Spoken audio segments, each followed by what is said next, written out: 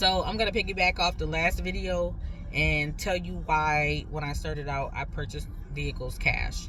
I know people that started out with me, and they went out and got vehicles and they had car notes, but they also put a lot of pressure on themselves because in this business you do have to build your clientele, right? Whether you're doing private pay or you're getting your business through brokers or both, you have to build your clientele. Unless you have some kind of magic wand and you have instant access to tons and tons of customers, and then a lot of brokers have a waiting period before you get your first payments, right?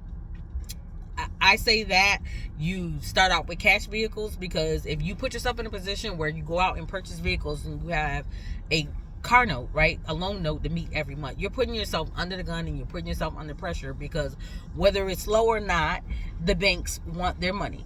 They want those notes paid, and you don't want to run into credit issues or ruining your credit going out purchasing vehicles and you have to meet those notes every month.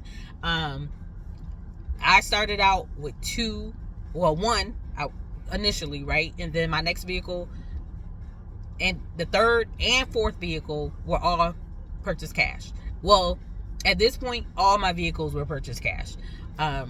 Just because, but it was a build-up process. So maybe you don't have $10,000 to go out and drop on a vehicle. Use what you have to you get yourself into a good place and you have a solid clientele or a solid income from medical transportation before you get yourself in a situation where you finance vehicles. So that it's just, this video is just straight and to the point. Unless you have other sources of income coming in that's going to pay those car notes, don't get yourself in a situation starting out to put yourself in the red before you even get started by going out buying vehicles with car notes on them initially when you're starting out. Wait until you're stable.